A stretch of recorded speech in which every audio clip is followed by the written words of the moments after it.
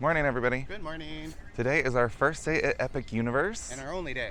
Yeah, so we're going to try to get everything done possible.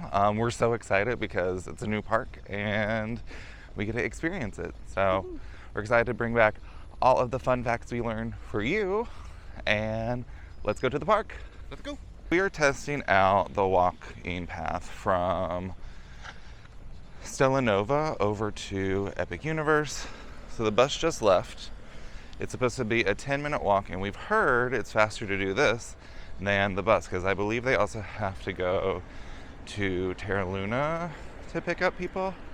So let's see if we beat them. So, from walking over from Stella Nova, we can say that it took us just under 10 minutes, which isn't so bad. So if it's nice out, definitely recommend walking.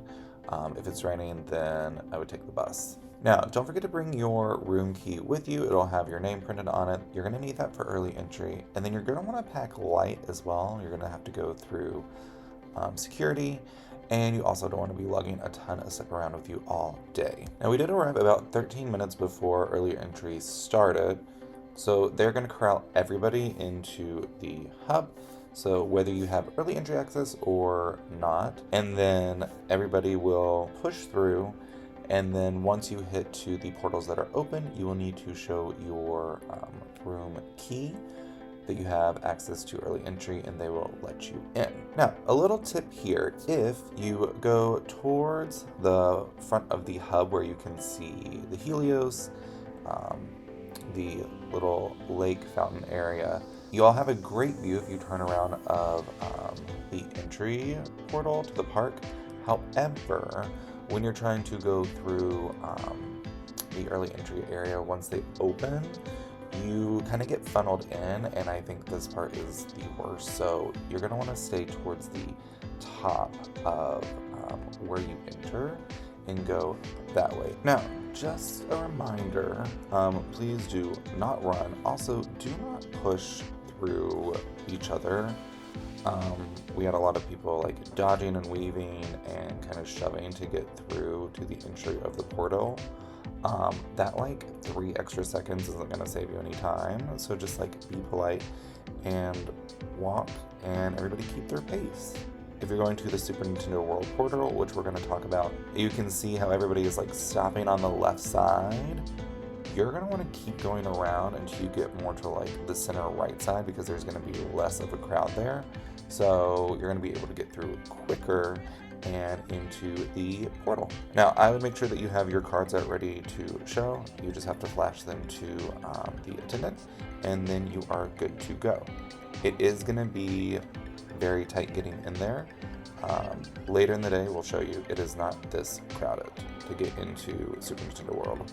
Now, you want to make sure you have a plan going into Epic Universe. There's going to be certain portals open each day for early entry, as well as some certain rides. So, Super Nintendo World was open early today, and the subsection of Donkey Kong area is where most people head, because Minecart Madness tends to get a long line, as it's a very slow loading and low capacity. We got there, and unfortunately it was closed, and they said it wouldn't be open until 2.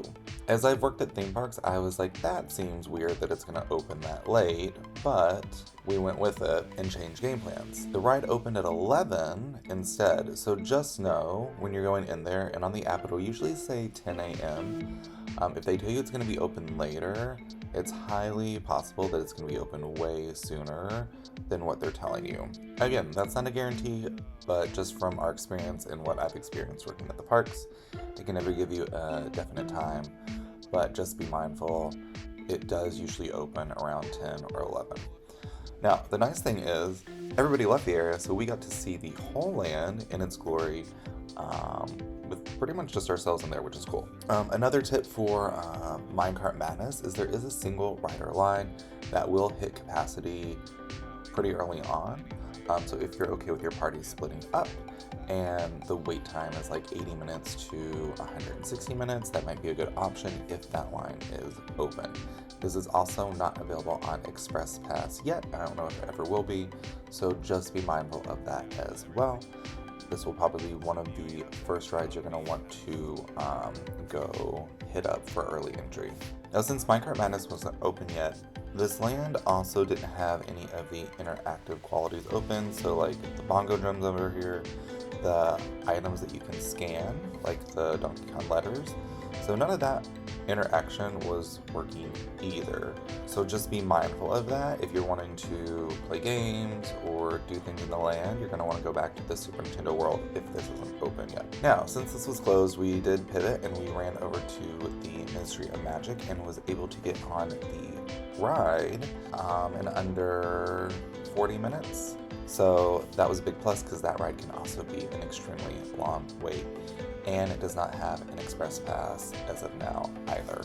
And something to be aware of, this ride tends to go down quite a bit, so you want to be mindful of that as well. If you wait till later in the day, you could get a shorter wait time, or you might not be able to get on at all. Now, let's jump back to the main area of Super Nintendo World. You're going to find Mario Kart Bowser's Challenge, and you're going to find Yoshi's Adventure as the other two rides in the park. Now, if you've been to Universal Hollywood, they also have the Mario Kart right there, but they do not have Yoshi's Adventure.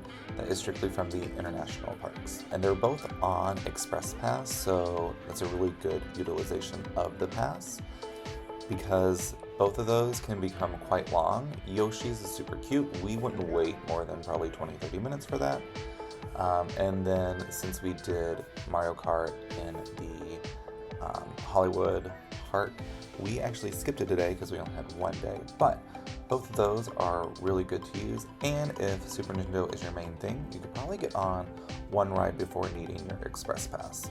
And that's something to note at this park, it is just a one-time use Express Pass for each ride. It's not the unlimited that you're able to get at the other two parks. So if you have a short wait time and you really want to do the ride twice, recommend going through the regular line and saving the Express Pass for a busier time of the day. And then for Yoshi's Adventure, it has a 34-inch ride height requirement, and then Minecraft Madness and Mario Kart Bowser's Challenge has a 40-inch. So make sure you take that into account. You should be able to do the test seat out front as well as get the kids measured. If you're not sure about their height, please do not try to sneak your kid onto a ride if they are under height. It is for safety, and you shouldn't be putting your kid's life at risk just to get on a ride. If they're not tall enough, bring them back in a year or two, and they'll be able to, hopefully. Now, if you do run into that problem, and there's more than one person that meets the height requirement, they do have a child swap available, so somebody can wait with the child that's too small to ride while the rest of your party rides, and then they can swap on and wait for you. So then everybody gets to ride the ride without you having to wait through the entirety of the line. Something else to note is this park has a ton of stairs. So if you are not able to take the stairs, most of these places will have alternative routes to get through. So like if you can't go through the portal, there I believe are elevators at the beginning, but you can also go through the exit.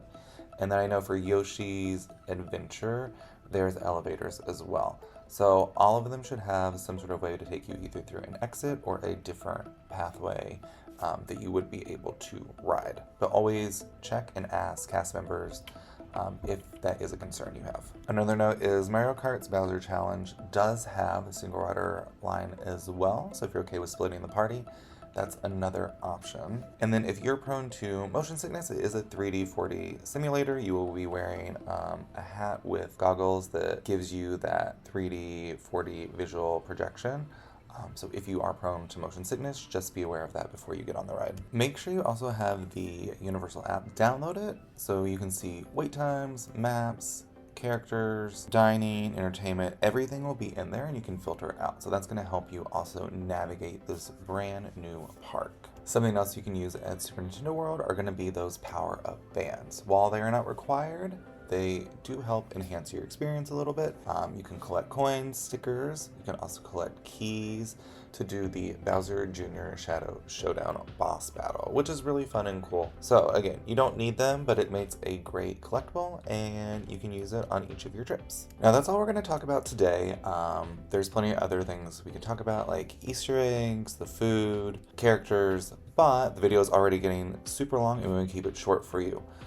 So if you have any questions about Epic Universe, Super Nintendo World, and getting in, tips, tricks, drop them down below. We'll be happy to answer them for you. Also, if you're not already subscribed, please do so. That way you're notified anytime we drop a new video. We appreciate you all being here. And if you're looking for help on your next Epic or Universal vacation, we would love to help you. We can book everything for you, give you tips and tricks, a personalized itinerary, plus so many other things. So if you'd like help, please just drop us a comment down below, or feel free to email us at info@magicalkeysvacations.com. Again, that is it for today. We appreciate you being here, and we hope you have a magical week. See you later. Bye.